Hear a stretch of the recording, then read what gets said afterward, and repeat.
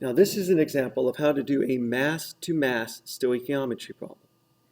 The sample problem reads, how many grams of iodine is needed to react with 35.0 grams of aluminum? As with all stoichiometry problems, you must start with a balanced chemical equation. Here we have the unbalanced equation, so first we must balance it. You always start by listing each element underneath the yield arrow. You want to list it and therefore balance it in order of increasing frequency of occurrence. However, in this problem, since aluminum and iodine both appear only in two substances, the order does not matter. So I start with aluminum and iodine here. Aluminum is found once on the left and once on the right. Iodine is found twice on the left and 3 times on the right. Now to balance it. Since on the left, first of all, aluminum is already balanced to start off with. Iodine is only found on the left in multiples of 2. On the right, it's only found in multiples of 3. So I can start off by taking a bit of a shortcut and realize that on this problem, iodine must be a common multiple of both 2 and 3. So the first common multiple of 2 and 3 is 6. So I need to make both of these 6. On the left, I do that by putting a 3 in front of the iodine, makes that a 6, and by putting a 2 in front of the aluminum iodide, which makes that a 6. Since aluminum is here as well, that makes this a 2. I then go back to the top, and now I balance aluminum by putting a 2 in front of the aluminum. Now that it is balanced, I move on to the second step, which is to write down the starting point and end point.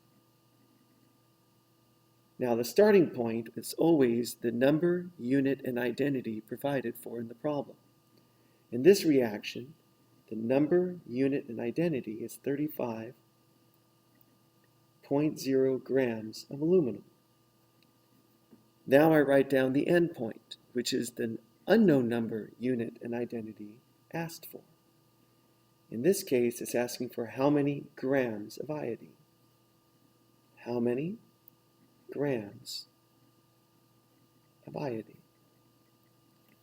Next, I go and look up my equalities.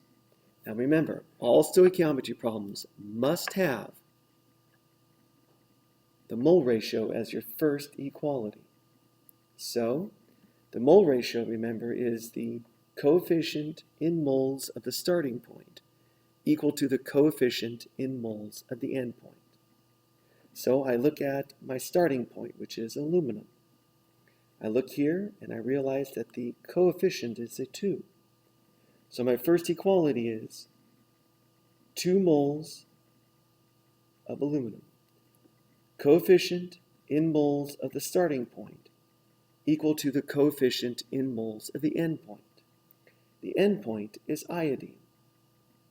The coefficient in front of iodine is a 3. Since that is a 3, I put a 3 here. Coefficient in moles of the end point.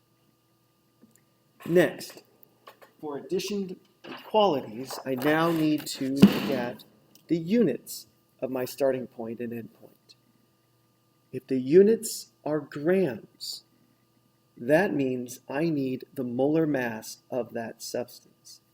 So I need to use the molar mass of aluminum. Molar mass is the mass in grams of 1 mole of a substance.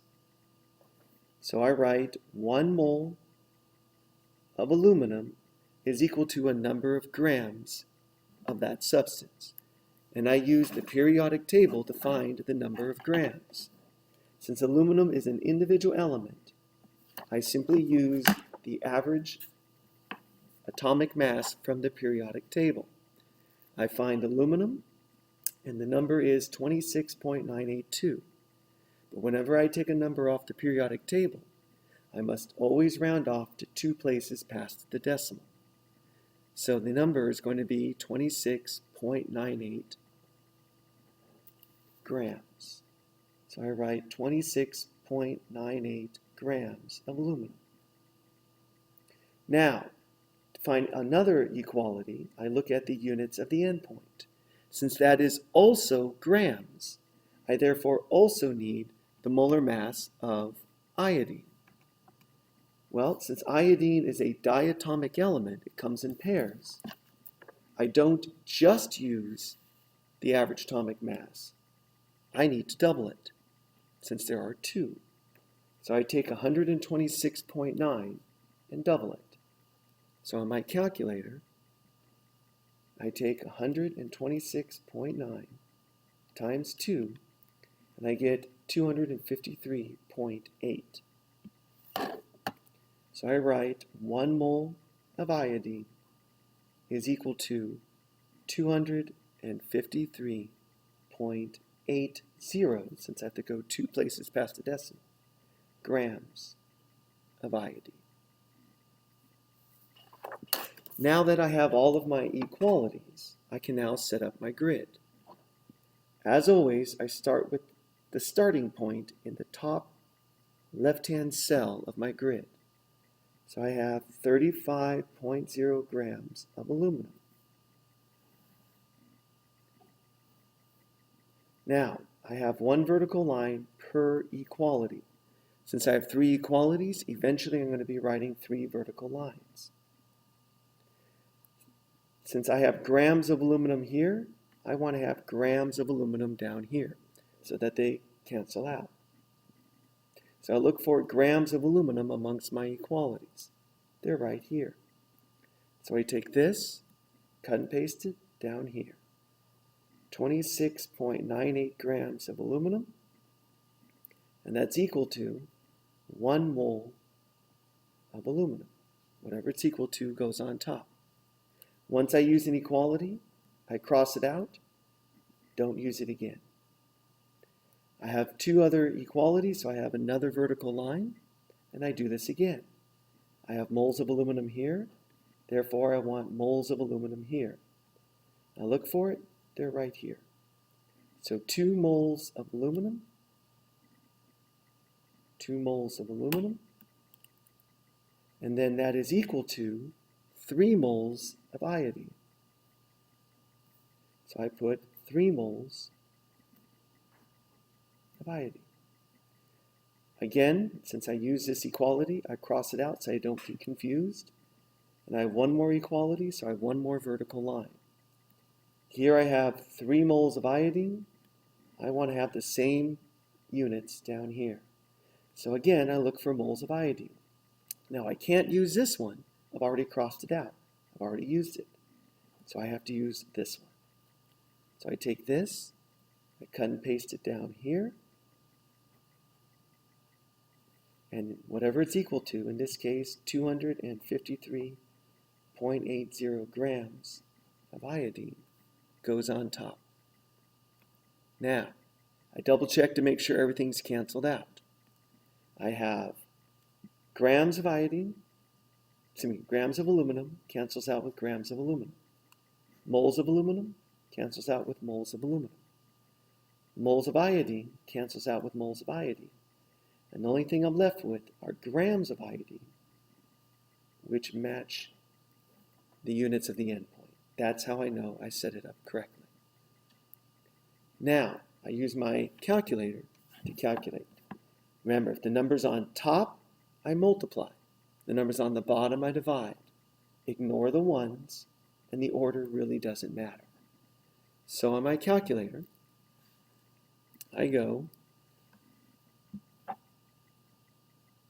first of all, 35.0 divided by 26.98 times 3 divided by 2, and then, since this is on top, times 253.80 equals. So my calculator reads 4 493.8658265. But of course, that has far too many digits. I need to round it off. I look to my starting point. My starting point has only 3 significant figures, so my answer can only have 3 significant figures. So I go and I round it off after the 3rd digit, which is the 3. And since that 8 is larger than a 5, that 3 rounds up to become 494, and then the grams of iodine. Again, normally I should put this in scientific notation, but since if it were in scientific notation, the decimal would go after the first 4, and since it would only move 2 places, I don't need to put it in scientific notation. It's only if the decimal would move more than 2 places does it have to be in scientific notation. So I can just leave it as 494 grams. I go and I circle my answer, and I am done.